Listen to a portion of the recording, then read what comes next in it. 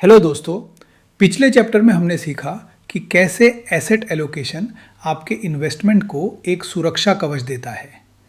लेकिन आज हम एक ऐसे दुश्मन के बारे में बात करेंगे जो दिखता नहीं है मगर धीरे धीरे आपकी सारी मेहनत की कमाई को अंदर ही अंदर खा रहा है। इस दुश्मन का नाम है इन्फ्लेशन यानी महंगाई।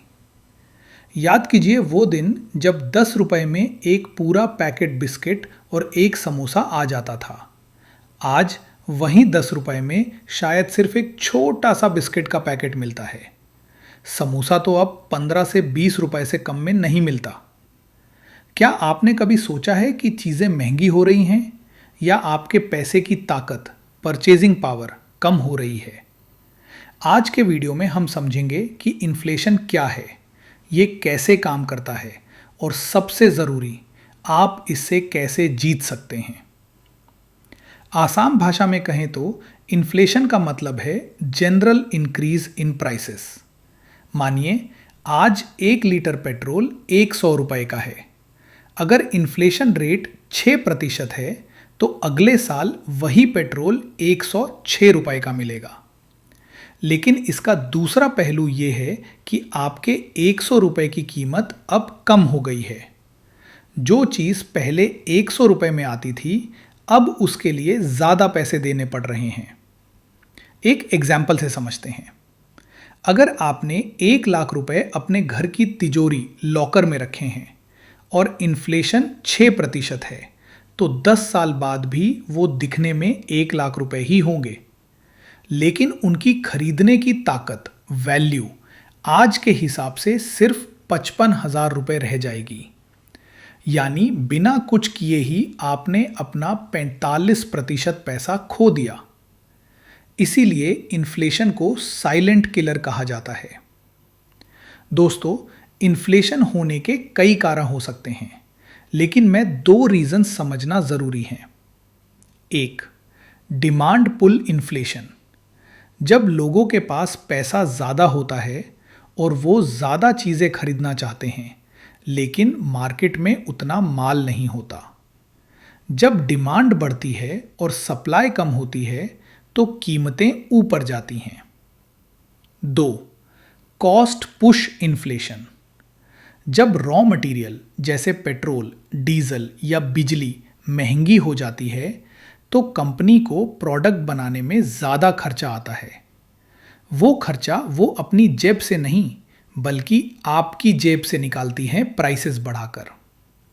सरकार और रिजर्व बैंक आरबीआई हमेशा कोशिश करते हैं कि इन्फ्लेशन 4% से 6% के बीच रहे। क्यों? क्योंकि थोड़ी महंगाई इकोनॉमी के लिए अच्छी है। ये दिखाती है कि लोग खर्च कर रहे हैं और देश तरक्की कर रहा है। लेकिन जब ये हद से बाहर निकल जाए तो ये आम आदमी की कमर तोड़ देती है। अब आते हैं सबसे बड़े पॉइंट पर। लोग अक्सर कहते हैं मैंने एफडी कर ली है, मुझे 6% इंटरेस्ट मिल रहा है, मैं तो खुश हूं। दोस्तों, यहां आप एक बड़ी गलती कर रहे हैं। इससे कहते हैं मनी इल्यूजन। मानिए आपको एफडी पर 6% रिटर्न मिल रहा है, लेकिन देश में इन्फ्लेशन, महंगाई भी 6% है। तो आपका रियल रिटर्न क्या हुआ?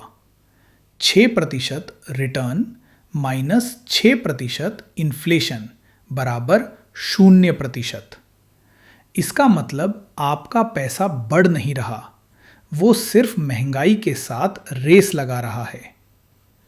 अगर आपको सच में अमीर बनना है तो आपको ऐसी जगह इन्वेस्ट करना होगा जहां रिटर्न इन्फ्लेशन से कम 2 से 3% ज़्यादा हो, तभी आपकी वेल्थ क्रिएट होगी। तो अब सवाल है, इन्फ्लेशन को हरे कैसे?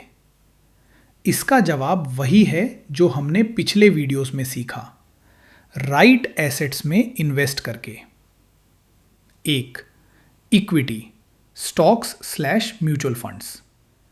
हिस्ट्री गवाह है कि लंबे समय में स्टॉक्स ने 12 से 15% रिटर्न दिया है, जो इन्फ्लेशन को बड़े आराम से पीछे छोड़ देता है। क्यों?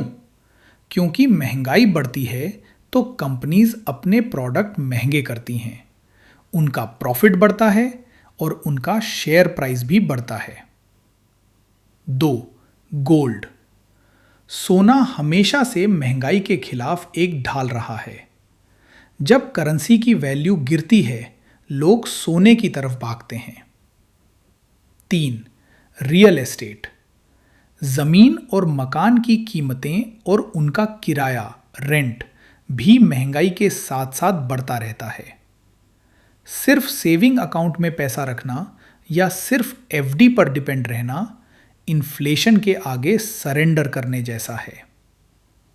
तो दोस्तों, आज का सबक ये है, पैसा कमाना काफी नहीं है, पैसे की वैल्यू को बचाना और बढ़ाना जरूरी है।